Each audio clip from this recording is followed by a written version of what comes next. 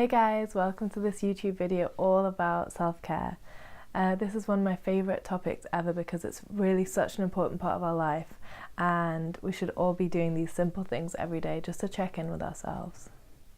So for me, self-care means listening to yourself and really accepting and embracing wherever you're at.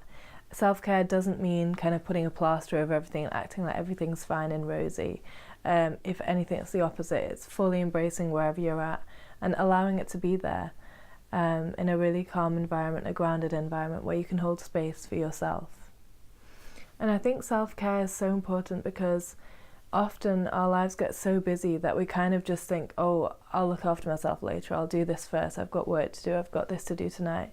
And we end up thinking that we have no time for self-care. When really, if we look at our day, we see how much time we spend on our phone, and for some of us it can be quite a few hours out of the day. And if we just spent that time just checking in with ourselves instead, and seeing where we're at emotionally, physically, and holding space for ourselves, I think our lives would drastically change. So I think it's just a case of putting yourself first and making yourself a priority. And one of the most important things to realise is that self-care isn't selfish, it's really important. So as I said, for me, self-care is really just listening to wherever you're at.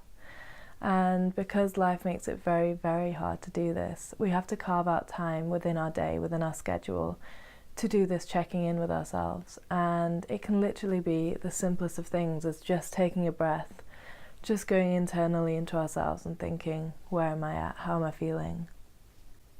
Self-care is really about holding space for yourself, and when we do this we get used to being a stronger support network for ourselves, which means we're less likely to rely on other people externally to us.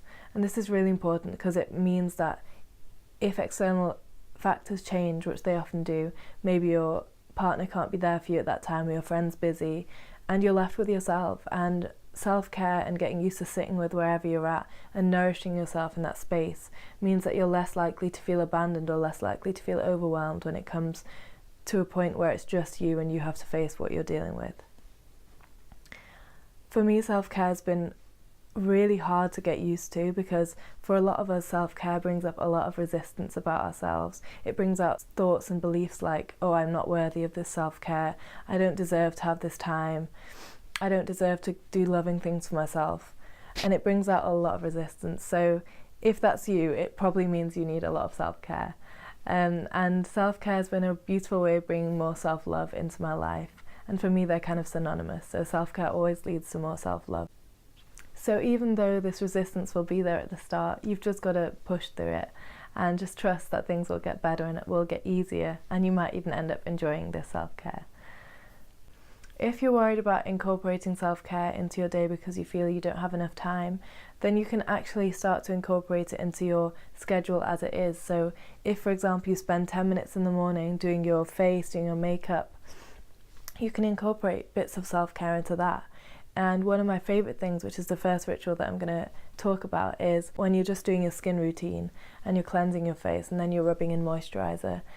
Try and say really loving, nourishing things to yourself while you're doing this. So if I'm putting my moisturiser in, I'll be rubbing it in very slowly. Take time to slow down and really be with yourself and say things like, I love my skin, I'm grateful for this day. Tell yourself you look beautiful, all of these things. And I know they feel very weird at first, but they're necessary, and we do need to nourish ourselves in that way. And words have such a healing impact.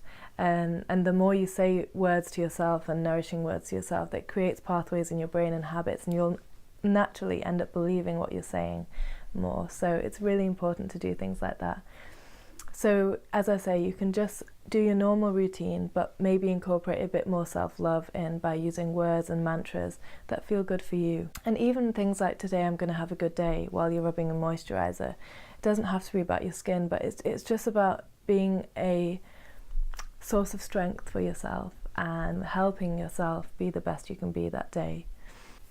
This can also be applied to an injury you have, or say if you've got eczema on a part of your skin, or you have a lot of pain in your knees or your joints, just anything that you're experiencing hardships with. You can just spend some time massaging the area, just rubbing some cream into the eczema or whatever you're experiencing, whilst giving yourself loving words. and say, I love my skin, or I love my knees. Thank you for doing what you do for me every day. And these things really, really do help us love and accept ourselves more.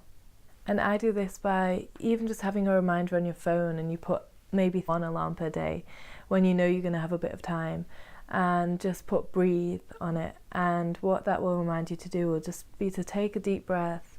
You set yourself a number of breaths that you might take, like 3 or 5, and just remind yourselves to breathe in deeply through your nose and breathe out through your mouth very slowly. And just check in with what you're feeling. Maybe you notice that you're feeling anxious, or maybe you notice that you're not feeling that energetic, or whatever it is, but it'll help us listen to ourselves more and listen to what we really need in that moment and throughout the day.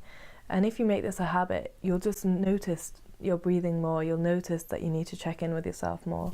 So it is just really creating that habit. And at the start, you are going to have to set yourself reminders and things like that, but it will become a lot easier.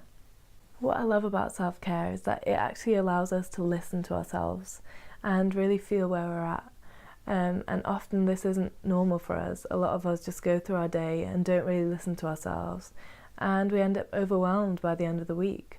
And if you incorporate moments of self-care into every day, it means that instead of having 7 days worth of ignoring yourself and ignoring what you need and being completely overwhelmed, not knowing where to start, you only have a build-up of, say, a few hours, or, I mean, eventually it will get a lot better and you won't feel that overwhelm all the time, but even if it's a few hours of build-up, that's a lot more manageable than a whole week build-up of not listening to yourself. So self-care for me really means carving out time to listen to myself, check in with myself, and be honest and hold space for whatever's there. The third ritual, which is also very healing but very simple, is silence. And I know that silence scares a lot of people because you can hear what's going on more with yourself. You don't know what's going to come up. But for me, it's been the most healing thing I've ever worked with. Silence is really rare to come by these days. Whether it's just having a radio on or being on your phone, there's always chatter no matter where we go. And carving out full-on silence, where you turn the radio off, you put your phone on airplane mode, and you truly just listen to yourself, can be really, really beautiful. And often, in fact, nearly every time, it's not been as scary as I thought it would be. I used to be really scared of sitting in silence, and I'd get really anxious before it because I would be like, oh my God, what is going to come out?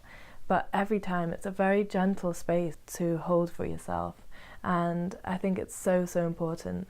And the more we sit in silence, the more we can listen to ourselves throughout the day, because we've already cultivated that connection back to our intuition or to our minds, and holding space for where we're at. So for me, working with silence can look as simple as just sitting in my room, turning the lights off and maybe having a really calm light on, no phone, no radio, no computer, and just sitting there with maybe a notepad. You don't have to sit with a notepad, you can also just sit there and just observe what comes up for you. An argument that you've had this week might come up, or an anxious feeling in your stomach might come up, and just knowing that whatever comes up in this space you will be able to cope with is really, really important.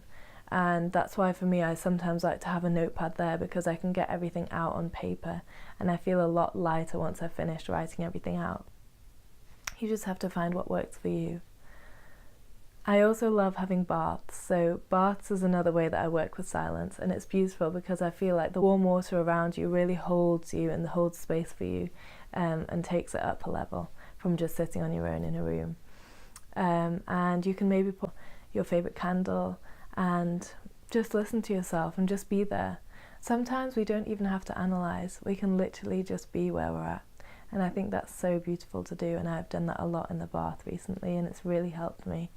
You don't feel like you have to sort out what's going on in your head or what you're feeling. You can just be there, and slowly things become easier, and things might even just die down by themselves and get easier to manage. So maybe just start with doing one of these rituals once a week, or maybe every day. And I think we have to remember that when we give ourselves space for self-care and allow ourselves to look after ourselves properly and fully hold space for where we're at, we're basically telling ourselves that we deserve looking after, we deserve love, and we deserve to have space held for us. And this can be beautifully translated into your relationships, and it can be really healing across many levels. I hope you enjoyed this video, and if you have any comments, just write them down below, and I look forward to hearing from you. I'm sending so much love to every single one of you.